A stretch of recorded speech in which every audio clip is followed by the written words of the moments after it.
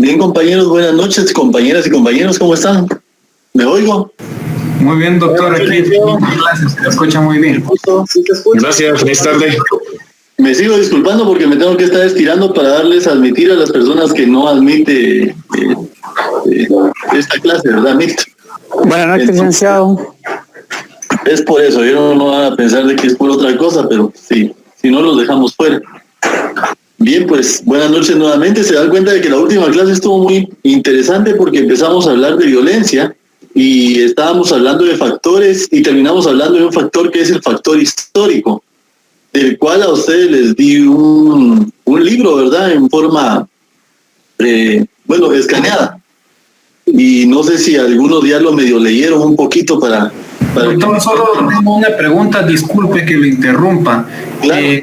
Solo tengo la duda de si realmente será sumamente necesario leer ese libro para motivos de examen o es meramente Para este primer examen no. Para este primer examen no. Para los otros posiblemente, pero yo les voy a tener que señalar eso, ¿verdad? De hecho, ¿se acuerdan de que yo les iba a dar en la clase anterior, les iba a dar el contenido del examen y ya no me dio tiempo de darlo porque empezamos a hablar un poquito más sobre lo que era la violencia e inclusive algunos de ustedes de alguna manera intervinieron en la cátedra. O sea, dieron sus opiniones, les aclaré algunas cosas, entonces ya no les pude dar el contenido del examen, o sí se los di. No, licenciado. Entonces, hoy se los voy a dar. Siempre me recuerdan, ¿no? Ustedes aquí tengo ya listo esto para darles el contenido del examen. Bien. Muy amable, doctor. Gracias. A la orden. Pues vean, por lo menos el libro no va a ser ahorita en este examen. En este no les voy a examinar sobre ese libro, pero sería bueno que ustedes lo leyeran. No lean solo, miren. Ahí sí que en el ámbito del derecho ustedes tienen que estar leyendo todo lo que puedan, ¿verdad? Y les va a enriquecer a ustedes un poquito más en sus conocimientos. Y como les digo, es el resumen del informe, no es ni siquiera el informe completo. Entonces les puede aportar mucho. Y van a ver ustedes de que por lo menos cuando lo empiecen a leer realmente los van a querer terminar de leer porque es una historia cruel y es una historia real, no es una novela. Lo que están viendo ustedes ahí es parte del informe, ni siquiera completo, ¿verdad? Solo ahí sí que unas pinceladas para que tengamos idea de cómo fue la situación aquí en nuestro país.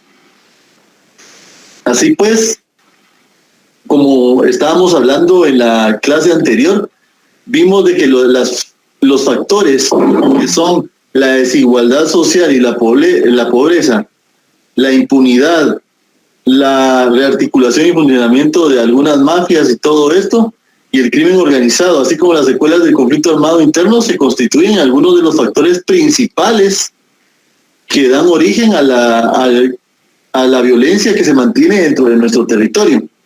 Entonces, muchas veces, como les digo, algunos pensamos de que ya no hablemos eso, pero es que se tiene que estudiar. Y como les digo, ahí en este resumen inclusive se dan cosas que hicieron también los de la guerrilla, pues, o sea, no estamos de alguna manera poniéndonos de un lado ni de otro. Lo que sí es cierto es que en porcentaje, ahí ustedes pueden leer el porcentaje de quiénes fueron los que afectaron mayormente a la población. Y como les digo, es independientemente de todo, tenemos que aprender, y eso sí se los comento nuevamente, a ser analíticos desde el punto de vista científico. Porque lógicamente uno tiene conocidos, tiene amigos, y ya les digo, yo tengo algunos conocidos dentro del ámbito militar y son buenas personas, o sea, a mí nunca me han hecho ningún daño, y son personas con las que he convivido, y yo cuando estoy dando una clase no siento que los esté atacando a ellos, sino que estoy viendo los factores que se dieron durante el conflicto armado interno, ¿verdad? No estoy haciendo un señalamiento ahorita, tal cosa, o sea, pero sí es cierto que algunas cosas se siguen como tal, y en su momento usamos el ejemplo de la escuela de Caibiles, ¿no? Ustedes, pero todo bien, o sea, lo que tenemos que es analizar hacia dónde va la cátedra, es a la violación de los derechos humanos y lo que surgió y lo que se dio en su momento. Entonces, todos estos factores, fíjense ustedes, de los primeros factores, que es la pobreza, la desigualdad, la falta de oportunidades, eso fue la razón por la que se levantaron en armas en su momento los factores nacionales por los que se levantaron en armas. Sin embargo, les comenté a ustedes que el factor externo era la Guerra Fría. Solo de alguna manera conciliaron las partes en el sentido de Rusia y Estados Unidos, y si se dan cuenta ya no hubo ningún interés en mantener este tipo de situaciones de quién tenía el control en América, por ejemplo, y ya la situación ya se calmó. Entonces es importante nosotros de que veamos que respecto a la violencia, todavía sí el Estado y sus aparatos de control, represión y prevención de la violencia y la actividad delictual prácticamente han sido rebasados en su accionar por los perpetradores de los hechos, ¿verdad? Los que perpetran los hechos de violencia. Entonces, vemos de que hay una falta de una política de seguridad ciudadana y que tenga una visión adecuada de abordaje de este fenómeno. Y vean, no sé si ustedes se han dado cuenta de que muchas veces entra un gobierno, lleva un plan. A los 4 años cambiamos de gobierno porque nunca se ha repetido un ejecutivo. Entonces, vienen y a los 4 años nosotros decimos no continúa este presidente, no continúa el vicepresidente, y por lógica se van los ministros, ¿verdad? Porque el que llega nuevo llega con su nueva gente, pero también llega con nuevas políticas y nuevos planes. Entonces, no analizan antes de votar el plan anterior si dentro de esas políticas y planes que tenía el gobierno anterior podía de alguna manera mantenerse alguno de los programas, sino que eliminan todo. Entonces, ¿qué sucede? Eso lo que hace es favorecer a estas estructuras de grupos de delincuencia organizada para poder seguir operando, porque saben que cada 4 años va a cambiar la situación. Y si alguno se siente perseguido durante un gobierno, ya vieron que no estamos hablando de ninguno en particular, estamos hablando en general, desde el momento en el que surgió lo que conocemos nosotros como Estado democrático en nuestro país, que si algún grupo de delincuentes se siente perseguido, pues es aguantar a que termine, porque de repente el que viene a gobernar después no lo va a estar persiguiendo, ¿verdad? Porque van a cambiar la forma en la que van a enfocar la persecución hacia los delincuentes. Los delitos cambian, los delitos van cambiando también y hay necesidades nuevas, ¿verdad? Ustedes, porque si lo vemos así, tal vez lo que eran las extorsiones para las personas que ya tienen una edad por lo menos ya no avanzada, sino que más edad dentro de los compañeros, saben de que las extorsiones hace unos 20 años dentro del ámbito social no mucho se daba. Como yo les digo, si bien es cierto, el conflicto armado sí se dio con los grupos guerrilleros, no atacaban a la gente pobre. Pero ahora ven ustedes de que las extorsiones no van dirigidas hacia las personas con poder o con dinero, como lo hacían los guerrilleros, sino que va hacia personas que a veces no tienen ni siquiera recursos para pagar esas extorsiones. Hagan de cuenta que ustedes quieren poner un localito en algún lugar, ¿verdad? En una colonia popular. Entonces, por el localito les van a cobrar a ustedes 1.500 quetzales. De esos 1.500 quetzales que ustedes van a pagar, tienen que también abastecerlo. Hagan de cuenta ustedes de que van a vender productos básicos. Y después llega alguien y les dice, mira, tenés que pagarme 500 o 1.000 quetzales mensuales. Y su ganancia es tal vez esa. Entonces, están destruyendo realmente con este tipo de delitos a la población. Y como les digo, ese es un fenómeno social en el que también las autoridades tienen que ir adaptándose a los cambios de delitos, pero también tiene que intervenir el Congreso creando normativas, ¿verdad? O sea, no llenando de normas que no sean aplicables, sino que creando normativas adecuadas para poder de alguna manera paliar el asunto, pero también las fuerzas de seguridad haciendo bien su trabajo, los jueces haciendo también bien su trabajo, el ente investigador haciendo bien su trabajo. Y es que miren ustedes, ¿qué pasa cuando por lo menos nosotros vemos de que no hay de alguna manera justicia, que por lo menos gran parte de los casos que se llevan o se judicializan quedan en impunidad? Entonces le da la pauta a los grupos delincuenciales, ¿verdad? A decir, bueno, como el crimen aquí no paga, ¿verdad? En Guatemala cuesta un poquito que el crimen pague, entonces hay que seguirlo haciendo. Aunque no es justificación, solo estoy dando un ejemplo, ¿verdad? Conste, lo aclaro. Entonces, que quede claro que no estoy diciendo que hay que delinquir, ¿verdad? Pero es una situación en la que si no existe una estructura, si no existe una ley que sea rígida en contra de ciertos delitos, si no existe la voluntad de los funcionarios para hacer bien las cosas e investigar cada delito, si no existe la voluntad también de los aplicadores de justicia de hacer bien las cosas y aplicar la justicia como debe ser, pero también del ente investigador de aportar las pruebas necesarias, porque si ustedes son jueces, muchos de ustedes lo van a hacer, se van a dar cuenta que se van a encontrar también a veces maniatados, porque no van a poder condenar a alguien que ustedes digan de repente este sí es culpable, pero no me están aportando las pruebas. Entonces, ustedes pueden ver que es alguien que está tatuado y todo, pero no les aportaron las pruebas, pero no tatuajes, porque no todas las personas que usan tatuajes, de verdad, ustedes son delincuentes, y eso lo aclaro. Pero hagan de cuenta ustedes que dice aquí M18 y saben de que los capturaron haciendo cosas ilegales, pero a la hora el ente investigador no aporta la prueba. Entonces ustedes como jueces no se van a comprometer a sancionarlos, porque después hasta un su antejuicio se ganan. Y de repente quienes se lo promueven logran que lo declaren con lugar, entonces se van de alguna manera a complicar ustedes mismos, ¿va? Entonces todo, o sea, yo siento de que para esto, o mi planteamiento es que para poder evitar el ámbito de la violencia, uno se tiene que ver factores sociales, factores económicos, oportunidades a las personas, pero también que los funcionarios que están en cada uno del aparato estatal cumplan, ¿verdad? Que la Policía Nacional Civil cumpla y que no se preste a cosas, que los jueces cumplan sancionando a quienes tengan que sancionar y con las penas que se les tengan que dar.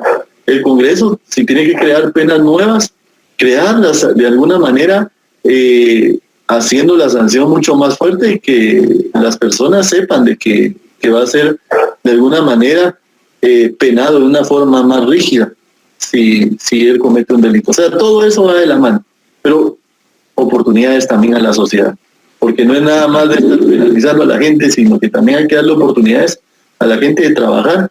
Fíjense ustedes de que ahora ustedes se han dado cuenta que cuando uno sale a la calle, algunos dicen ayúdenme y todo, pero otras personas no le están pidiendo ayuda, le dan los rótulos. Otros dicen disculpen, yo lo que quiero es trabajo.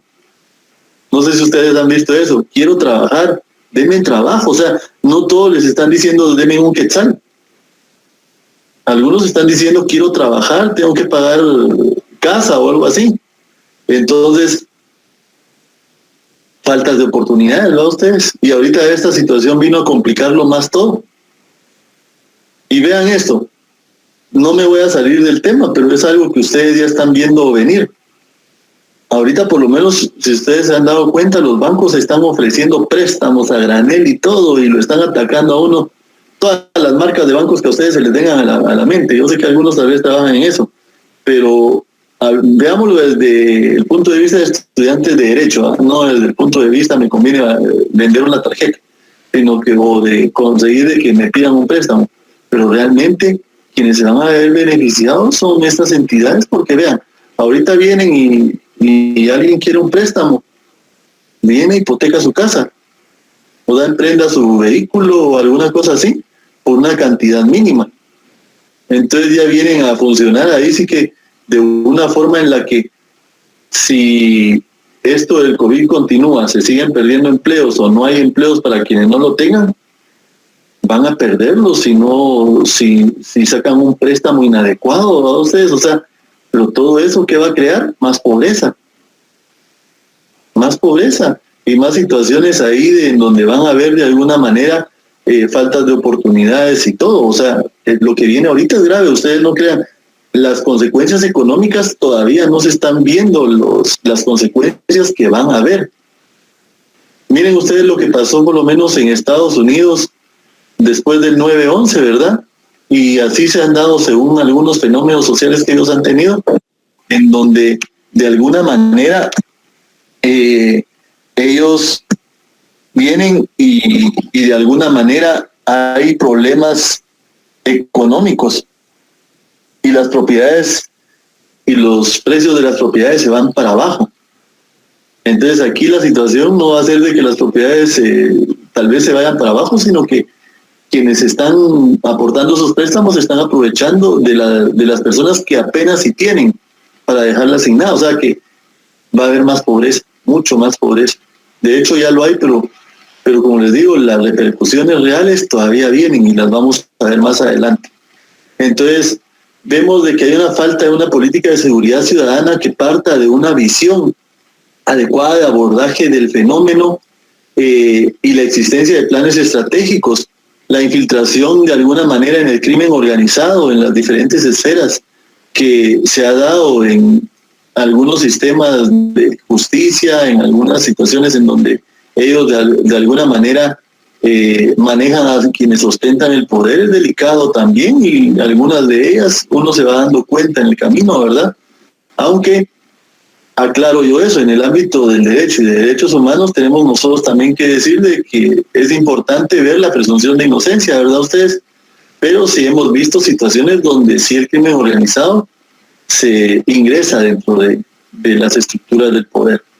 El derecho humano a la seguridad ciudadana prácticamente en Guatemala ha sido muy vulnerado históricamente y los gobiernos no han sabido orientar su accionar hacia lo que es combatir eficazmente la violencia, tanto en aquellos factores que le dieron su origen, como en los factores sociales que todavía lo poseen.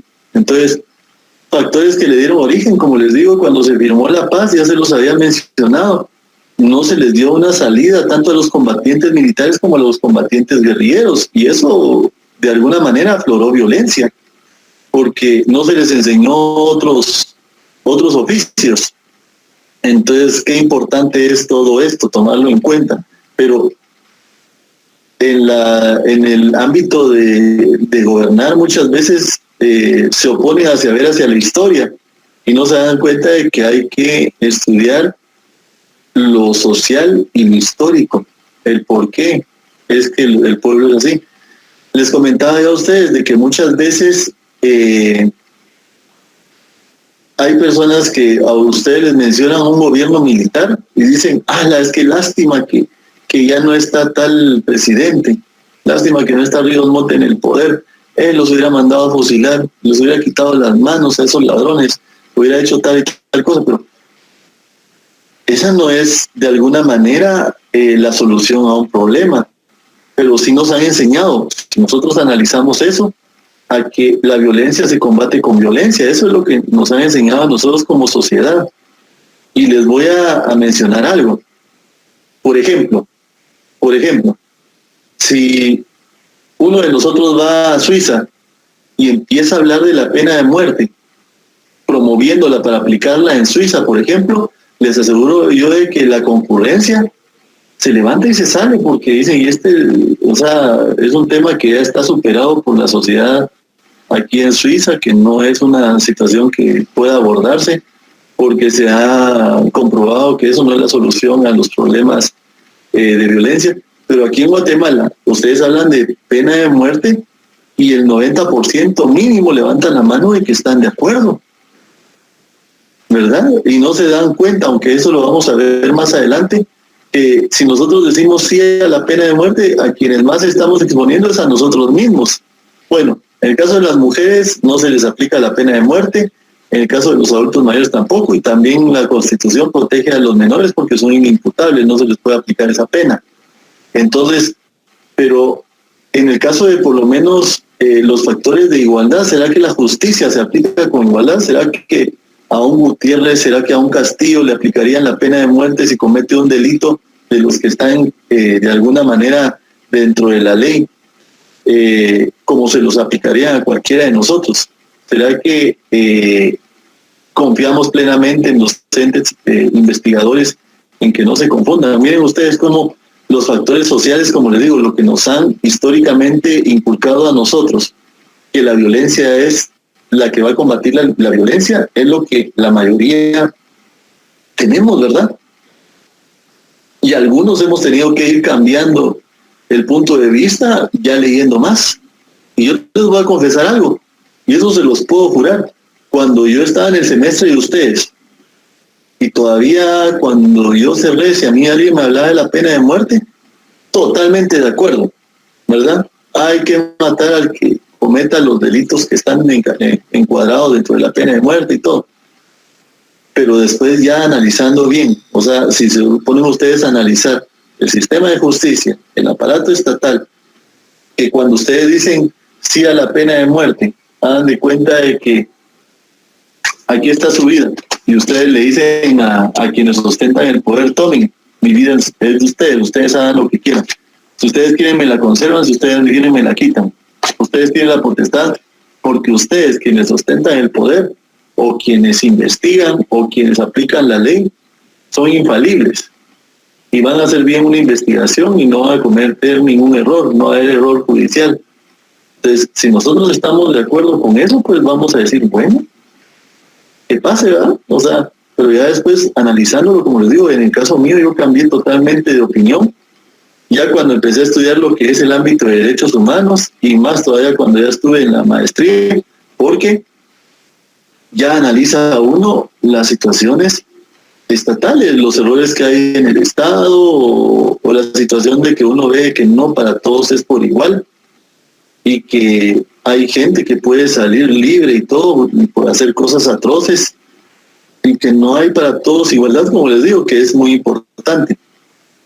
Y les comentaba esto, yo que ya superaron eso, porque a veces nosotros como país sentimos de que con violencia se va a solucionar, y no, históricamente se ha aplicado la violencia, vieron que más violencia genera. El último fusilamiento, no la última aplicación de pena de muerte, pero el último fusilamiento que hubo en Guatemala, en la que se aplicó pena de muerte, porque realmente después todavía se aplicó por medio de inyección letal y todo, pero el último fusilamiento que hubo lo transmitieron en vivo y muchos de ustedes lo vieron, ¿verdad? Lo transmitieron más o menos un poquito antes de la hora del almuerzo. Y vean, o sea, ¿qué nos dejó eso de ejemplo? Es qué valor el de esos tipos que por lo menos mataron a esos delincuentes y le dieron un tiro en la cabeza. Entonces, según la perspectiva de cada uno de los que recepcionó eso, ¿verdad? Porque ahí sí que entra aquello que estudiamos en comunicación, ¿verdad? El emisor, el receptor, ustedes lo recepcionaron a quienes vivieron ese momento, y quienes no, pueden buscar ahí último fusilamiento en Guatemala y van a ver ustedes cómo quienes fusilaron a los policías, que creo que eran policías del sistema penitenciario, quienes fusilaron a los delincuentes, perdón, tuvieron que darles el tiro de gracia porque uno de ellos todavía se estableció por un médico que todavía respiraba. Entonces, pero vemos nosotros de que se inculca violencia. Ahora por lo menos ven ustedes narconovelas a las horas de que los niños todavía están viéndolas, y los niños la miran a la par de los padres y se ve como algo normal, y no se dan cuenta de que están inculcándole que es algo muy normal, que es algo adecuado. El factor psicológico que le puede incidir a una persona y que después se puede volver una situación que afecte a una sociedad. Si alguien tiene algún comentario, es el momento de poder comentar algo. Licenciado. Claro, Sergio. Buenas noches. Dos cositas que quería hacer incluso como preconsulta. Ajá. La primera, ¿qué tanto cree usted que la caída de Cuba, estamos hablando de que cuando Cuba fue tomada por Fidel Castro, ahí se hizo un convenio con el Che Guevara de que iban a llevar el socialismo a todos los países de Latinoamérica? ¿Qué tanto pudo influir eso en el conflicto armado interno? Esa es la primera pregunta. Y la segunda pregunta, cuando usted habla sobre el tema de la pena de muerte y que ha sido abolida, actualmente se está metiendo mucho dentro de los temas lo que es el tema de la castración química para los violadores. Yo estoy totalmente de acuerdo con usted en el hecho de que el sistema de justicia en Guatemala no es nada justo y que da terror. Le pongo, por ejemplo, el caso del juicio contra Ríos Montt, que aunque yo estoy de acuerdo que esta persona cometió delitos de guerra, la forma en que se llevó el juicio por la jueza en esa época, yo sentí que fue en muchos casos un abuso, como por ejemplo el obligar a que el abogado tuviera que quedarse y cómo se llama cuando se levantó el abogado de Ríos Montt y que el abogado del otro acusado lo obligó a que lo representara en esa sesión. Me pareció injusto y le digo, ese tipo de cosas en los juzgados parecen injustas. Pero volviendo al tema, ¿usted cree que es adecuado el tema de la aplicación de la castración química? Lo escucho, licenciado. Feliz noche y gracias por la oportunidad de preguntar. Bueno, por lo menos en la castración química no te va a quitar la vida, ¿verdad? Entonces, o sea, es una situación en donde yo les digo algo, yo he visto delitos aberrantes donde hay personas que, y ustedes saben que uno de los grupos más vulnerados dentro de nuestra sociedad son los niños, y es a quienes más atacan. Y ¿saben qué es lo más irónico? Que la mayoría de violaciones no se da fuera de la casa, sino que se da dentro de la casa, por medio de las mismas familias. O sea, a veces son los mismos padres, a veces los primos, hay casos en los que han sido los hermanos, entonces los tíos, los abuelitos, ¿no? Entonces es una situación en donde uno dice, bueno, eso es así como que hay veces de que hay personas, claro César, ahorita hay personas de que de alguna manera también están en prisión y son inocentes, ¿verdad? Ustedes se debe establecer bien y se debe estar seguro para que una persona pueda ser sancionada. Y hay algunos delitos en los que de alguna manera si cabe una medida sustitutiva, también se tiene que otorgar, y es que eso está en los convenios internacionales. O sea, eso no es una situación que sea una jalada nuestra, ¿verdad? Y ahora, mira, pues, lo que me estás diciendo de lo de Cuba y el Che Guevara, inclusive ustedes saben de que tanto el Che como Fidel vivió aquí en Guatemala, ellos vivieron aquí. Inclusive en el lado de Oriente hay una casa donde ellos habitaron que todavía es visitada por eso. Pero vean, la situación es en sí la Guerra Fría. O sea, eso empezó así de la mano. Al ellos decir, por lo menos llevamos el socialismo, iba de la mano también del hecho de que por lo menos Rusia quería tener de alguna manera poder dentro de América para poder tener lugares para tener en la mira a Estados Unidos para atacar, por si se llevaba a cabo la guerra armamentística, que era hacia lo que se dirigía la Guerra Fría, ¿verdad? Que no se llegó así a hacer abiertamente, pero lógicamente todos esos eran pequeños factores que fueron alimentando de alguna manera eso, y el conflicto armado interno también era parte de eso. Si bien es cierto, ya después ya no vino el Che ni vino Fidel a participar dentro del conflicto armado interno, claro que quedó eso como secuela de que podían ser otros o podía ser alguien más que pudiera venir a lograr implantar un gobierno así. De hecho, fíjense ustedes que el gobierno revolucionario no era socialista, no era comunista. O sea, el gobierno revolucionario, como les digo yo, inclusive iban militares dentro de quienes se levantaron en armas, iban estudiantes de la San Carlos, iban gente en general, maestros. Entonces realmente no estaban buscando ejercer el comunismo, pero Estados Unidos, cuando les empezaron a quitar el poder a sus empresas y todo, lo tomaron como una ofensa, ¿verdad ustedes? Y como que sí, hacia eso iba encaminado.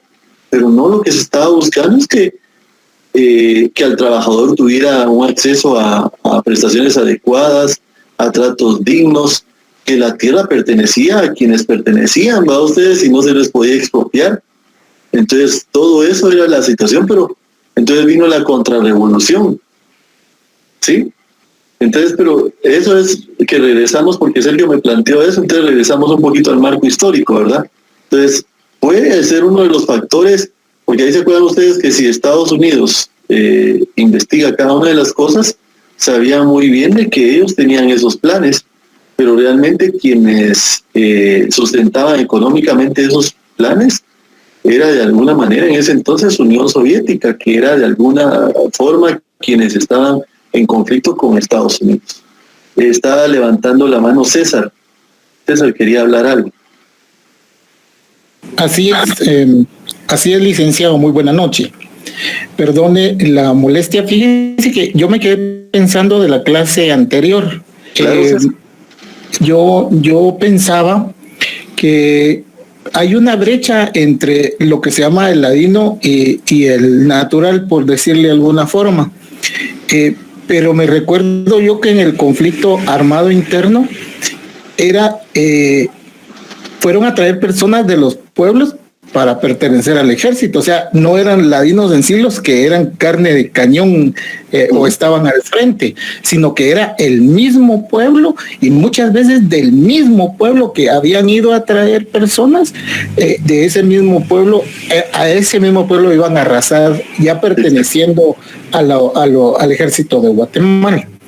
Y me quedé pensando ahorita que usted menciona, me había comentado a mí ya que la clase de derechos humanos me iba a cambiar la perspectiva de cómo veía yo los derechos humanos.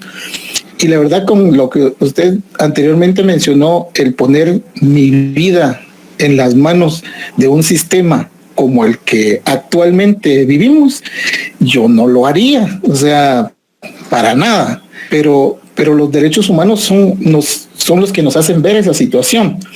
Con respecto a esta situación que le decía, entonces no sé por qué tenemos esa brecha entre lo que son nuestros hermanos. Bueno, yo no sé ni qué soy, ¿verdad? Pero no debería de haberlo, porque realmente no fueron muchos ladinos, como llaman algunos, los que fueron a combatir, sino fueron los mismos de los mismos pueblos.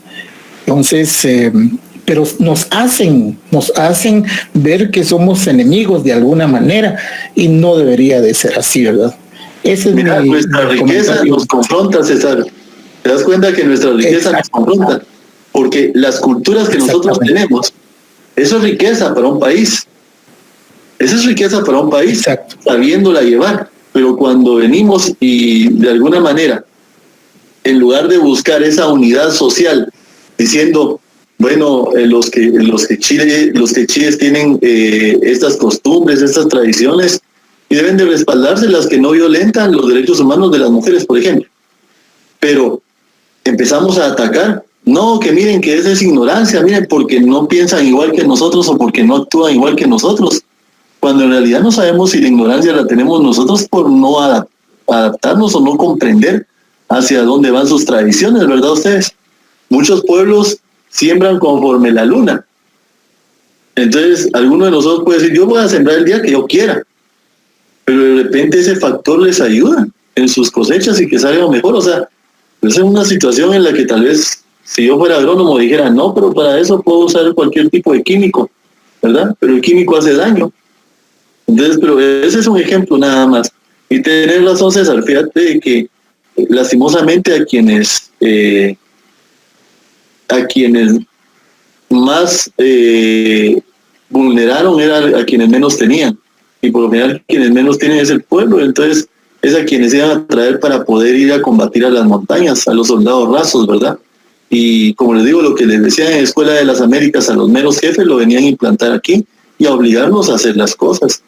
Y tal vez algunos de ellos no estaban de acuerdo. Miren, y lo que les estoy diciendo aquí es la verdad, y no tengo que estar inventando historias, pero hay casos, por lo menos en mi misma familia, en donde a quienes para que no prestaran el servicio militar, en su momento les daban el gafete de que lo habían prestado y no lo prestaron. ¿Me entienden? Porque tal vez tenían amigos y toda la cosa y dentro de los militares, y entonces evitaban el ir a prestar el servicio militar, que en ese entonces era obligatorio, ¿verdad? Pero hay otros casos, miren ustedes, en los que yo conozco a una persona que toda su familia se volvió militar porque los guerrilleros mataron ¿cómo les puedo decir yo? Al abuelo de ellos, que era el terrateniente y con mucho poder económico, pero muy buena persona dentro del Quiché, y la gente lo quería. Entonces cuando la guerrilla lo mató porque no pagó una extorsión, toda esa familia se volvió militar. Pero fíjense ustedes de que uno de ellos me dijo de que él no soportaba ser militar porque no quería hacer algunas cosas que le decían, porque él de alguna manera era cristiano y él comprendía de que lo estaban haciendo hacerle daño a gente que ni siquiera estaban seguros de que fueran enemigos. Entonces, miren ustedes, eso en derechos humanos se llama objeción de conciencia, ¿verdad? Entonces, por eso les digo, hay casos en los que nos tenemos que poner a pensar como sociedad. Hay gente a la que yo conozco que odian totalmente a quienes fueron guerrilleros y todo porque les hicieron daño. Y hay gente que se volvió guerrillera porque el ejército les hizo daño. Entonces, ¿qué nos enseñó ahí? Confrontación social. Odiémonos, pero no es así. Es que miren, por eso les digo, el sistema debería de ser, en primer lugar, debería estudiar las causas sociales que generan la violencia para poder llegar a las soluciones, ¿verdad? Pero no lo hacen. Entonces, es importante que veamos eso. Vean, ya son las 19:36, ¿les parece que les dé el contenido para que empiecen a leer? Perfecto. ¿Verdad que sí? Si no... De acuerdo, doctor. Olvido otra vez. Miren, pues, la mayoría de ustedes ya tiene el libro ¿verdad? Quienes no lo van a conseguir y piden que les expliquen más o menos lo que yo les voy a decir, porque es más fácil si lo ven en el índice. Vean ustedes el índice del libro. Vean, aquí donde dice parte 1. El examen viene de la página 19 a la 106. 19 a la 106. Las últimas ediciones no les han cambiado esas páginas, pero si quieren yo les voy a leer más o menos los temas que vienen para que ustedes revisen en su índice. Se los voy a leer rápido, por eso les digo, quienes no tengan el libro van a preguntarle a sus compañeros después el contenido. También viene lo dado en clases, porque hay cosas que no están en el libro que yo expliqué y que repetí, y que voy a seguir explicando. O sea, todavía no es el examen, pero que yo ya les estoy diciendo que viene lo dado en clases. Entonces, ustedes van a ver que en la parte 1 está lo que es aspectos básicos sobre los derechos humanos. No sé si me siguen la lectura. ¿Alguien que tenga el libro que siga la lectura? ¿Sí? ¿Lo estamos viendo? Yo, licenciado. Sí, licenciado, gracias.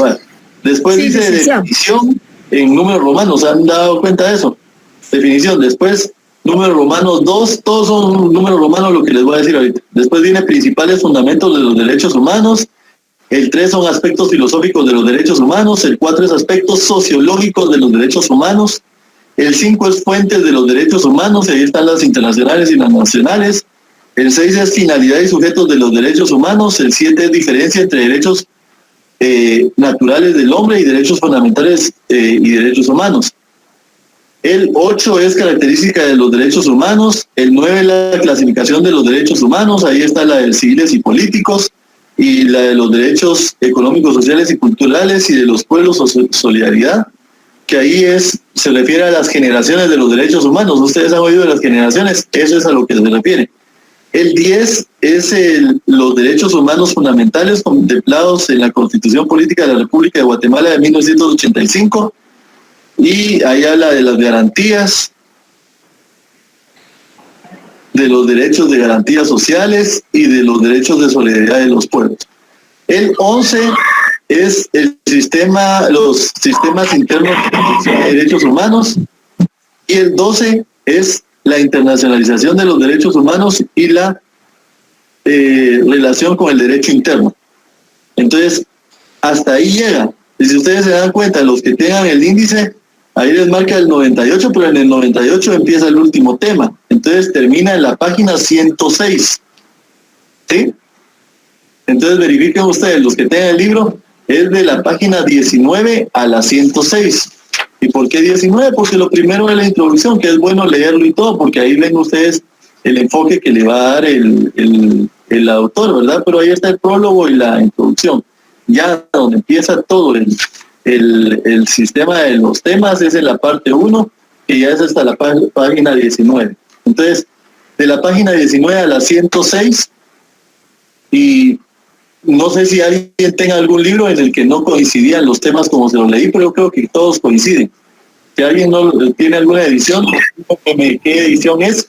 para tomarlo en cuenta. Yo tengo la 6ª edición. ¿Alguien tiene una edición distinta? Licenciado, buenas noches. ¿Sí? ¿Qué más, César o Ligia? Ligia, cuenta. Tengo, sí, mucho gusto. Tengo la 6ª edición actualizada, dice. Ajá, sí, esa es la que tenemos. Entonces, esa es la que te acabo de leer, del 19 al 106. Ya vieron que hasta me puse a decirles tema por tema para los que no tuvieran esa edición, pero por lo que veo todos tienen la 6ª edición. Sí, licenciado. Algunos están escribiendo ahí también. César, ibas a decir algo, disculpa. Yo tengo la 4ª edición, licenciado, solo me llega hasta a la página 74, de ahí termina desde ahí empieza el título número 12. Estaba viendo la 106, pero creo que no termina ahí. Es la edición número 4. Vale, entonces vas a pedirle el favor a alguien que te mande la foto del índice hasta donde marca el tema, iniciando desde la definición de lo que son aspectos básicos sobre los derechos humanos, ¿verdad? Hasta lo que es la internacionalización, que es en el 98. O sabes qué, voy a ponerlo en el WhatsApp, ¿te parece? Ok, ¿Sí? muchas gracias. ¿Lo pongo en el WhatsApp? ¿Les parece a ustedes? Perfecto, doctor. Muchas gracias. Entonces, pero sí les digo, yo pregunto mucho y lo hago en clases. Pongan atención, ¿sí? Porque así como dice César, o sea, uno puede cambiar, pero hay que poner atención, no únicamente. A mí no me va a dar tiempo de hablarles de todo lo que está en el libro, porque ya vieron que ya tenemos el primer parcial encima. Entonces, cada tema de derechos humanos es muy importante, pero es que miren, ya en la maestría, por lo menos, ya solo una clase es de derechos civiles y políticos, solo una clase, y es la que estoy impartiendo ahorita en maestría, y solo una clase por lo menos es también de teoría de la Constitución, por ejemplo, y que es específico hacia eso. En cambio aquí tenemos que ver en un solo curso, que no tarda 6 meses, ustedes saben que decimos semestre, pero no tarda un semestre. Entonces, en un solo curso tenemos que ver todo lo que es las generalidades de los derechos humanos. Entonces, es importante que veamos estos factores entonces. Vean, cabal, vaya que tomé ahí sí que la potestad dada por ustedes también de poderles ya explicar esto, ¿sí? Ahorita al concluir la clase, que ahorita me estoy despidiendo, voy a tomarle la foto que les expliqué. Mi libro está todo rayado porque sí lo leo ya. Entonces, pero vamos allá a borrar un poquito para que llegue un poquito mejor. Cuénteme, Melvin. Sí, dice que necesito el número de WhatsApp, que no lo tengo. ¿Me lo podría proporcionar? Es que lo que crearon fue un enlace. ¿Alguien, no tenés algún conocido dentro de la sección B, Melvin, para que te manden el enlace y te agregas? No, dice que no lo tengo, lamentablemente. Si no, envía un mensaje al grupo de la sección, Melvin, y yo le puedo pedir de favor al doctor que me mande a mí la invitación y yo te lo mando por privado, no hay ningún problema. Ok, gracias, muy amable, Ángel, Daniel. Está bien, entonces así hagámoslo. Entonces, Ángel, mandás al personal mío la invitación, la solicitud de la invitación y ahí te lo envío.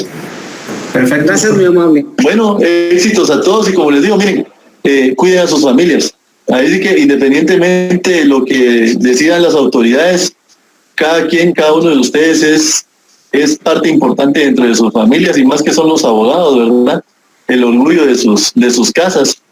Y no me dejan ustedes mentir que cuando están en alguna reunión, mira, ya va a ser abogado, ya hasta les están preguntando a ustedes sobre casos penales o casos civiles o cómo hacer para comprar una propiedad o que está intestada y todo, y ustedes ya tienen que empezar a leer, aunque no hayan sacado algunos de los cursos, ¿verdad? Notariado, por ejemplo. Pero es importante que ustedes incidan para cuidar a su familia, porque no nos podemos prestar a dejarnos morir como sociedad, ¿verdad? Entonces, éxitos a todos y bendiciones, ¿oyeron?